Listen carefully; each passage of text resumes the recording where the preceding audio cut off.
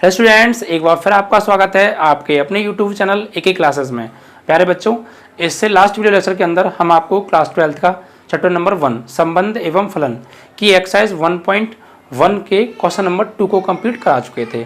आज इस video lecture के अंदर हम आपको क्वेश्चन नंबर 3 के बारे में बात करने वाले हैं, यानी क्वेश्चन नंबर 3 को कराने वाले हैं। ठीक है बच्चों, तो आइए देखते हैं क्वेश्चन नंबर 3 क्या कहता है। देखिए, इसमें कहा है कि जांच कीजिए कि क्या समुच्चय, एक समुच्चय दे रखा है और उसके अंदर 1 से लेकर 6 तक की नंबर दे रखे हैं। ठीक है, और समुच्चय इतने में आर एक रिलेशन दे रखा है a, b such that b is equal to a+1। ठीक है, द्वारा परिभाषित संबंध आर सतुल्य, सममित या संक्रामक है। यानी हमें चेक करना है क्या सतुल्य है वो, क्या सममित है, क्या संक्रामक है, ये हमें जांच करनी है। ठीक है, तो देखिए बच्चों, सबसे पहले जो दिया है ना वो लिख लेते हैं।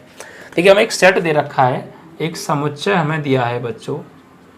समुच्चय क्या दिया है, a बराबर मान लेते हैं इसको 1 2 3 4 5 6, ये 1 से लेकर 6 तक की संख्याओं का समुच्चय दे रखा है। और बच्चों रिलेशन क्या दिया है, रिलेशन हमको दिया है कि a, b such that b is equal to a+1।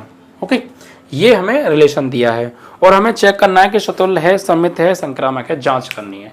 देखिए बच्चों, सतुल्य, सममित और संक्रामक की कंडीशन मैं आपको कई बार बता चुका हूँ, बस आपको वो कंडीशन बार बार रिपीट करनी है। ओके, तो आइए देखते हैं। देखिए, सबसे पहले यहाँ पर ये सवाल कैसा है कि यहाँ पर हमें सेट दे रखा है और सेट के अंदर कुछ नंबर दे रखे हैं, तो यहाँ पर रिलेशन हमें बनाना पड़ेगा इस रिलेशन के अकॉर्डिंग। ठीक है, यानी हम जो यहाँ पर रिलेशन बनाएंगे, इस रिलेशन में बच्चों कौन कौन से क्रमित युग्म आएंगे, कौन कौन से एलिमेंट आएंगे, सिर्फ वही एलिमेंट आएंगे जो इस रिलेशन को फॉलो कर रहे होंगे। ठीक है, तो आइए देखते हैं कौन कौन फॉलो कर रहा है।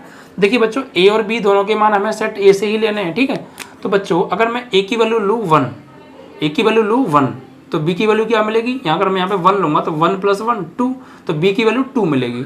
एक बात ध्यान रखना बच्चों, जो ए की वैल्यू लेनी है वो भी आपको सेट ए से लेनी है, और ए की वैल्यू लगाने के बाद जो वी की वैल्यू मिलेगी वो भी सेट ए में से ही होनी चाहिए, सेट ए से बाहर ना हो। ठीक है, तो मैंने ए की जगह लिया बच्चों 1, तो बी की जगह क्या मिलेगा मुझे 1, 1 + 1 2 मिलेगा। ओके, अगर मैं ए की जगह लेता हूँ यहाँ से 2, तो 2 + 1 बी की वैल्यू क्या मिलेगी 3। अगर मैं ए की जगह लेता हूँ बच्चों यहाँ से 3, तो बी की वैल्यू क्या मिलेगी 3 + 1 यानी 4 मिलेगी। अगर मैं लेता हूँ बच्चों ए की वैल्यू 4, तो 4 + 1 बी की वैल्यू क्या मिलेगी 5। लेकिन अगर मैं ए की वैल्यू 5 लूँगा, यहाँ पर 5 ले लेते हैं, तो 5 + 1 बी की वैल्यू 6 मिलेगी, लेकिन 6 तो है तो 6 चलेगा, कोई दिक्कत नहीं है। लेकिन अगर मान लो बच्चों मैंने ए की वैल्यू 6 ले ली, तो 6 जब मैं यहाँ लगाऊंगा तो 6 + 1 7, तो बी की वैल्यू 7 मिलेगी, लेकिन क्या इसमें 7 है, नहीं है।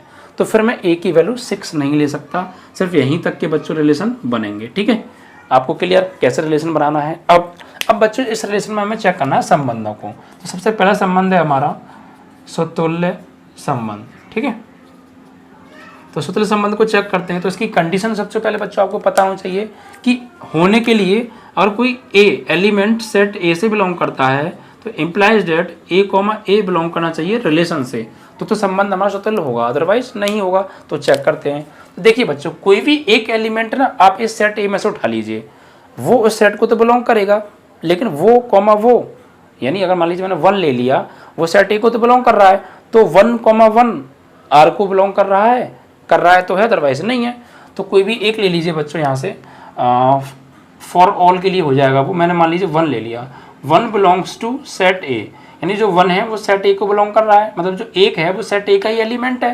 तो इम्प्लाइज डेट 1, 1 क्या बिलोंग कर रहा है आर को। तो चेक करिए क्या 1, 1 आर जो अभी हमने रिलेशन बनाया है उसके अंदर है, तो 1, 1 नहीं है। या फिर आप 2 ले सकते हैं, 2 आपने ले लिया, 2 बिलोंग कर रहा है सेट ए को, तो 2, 2 बिलोंग करना चाहिए आर को, यानी 2, 2 आर में होना चाहिए। क्या 2, 2 आर में है, नहीं। तो मतलब आप कोई सा भी इसमें से नंबर ले लीजिए, उसके लिए ये बात नहीं ही आएगी। ठीक है, तो हम यहाँ पे क्या लिखेंगे, ये वाली बात लिख देंगे। तो क्या लिखेंगे,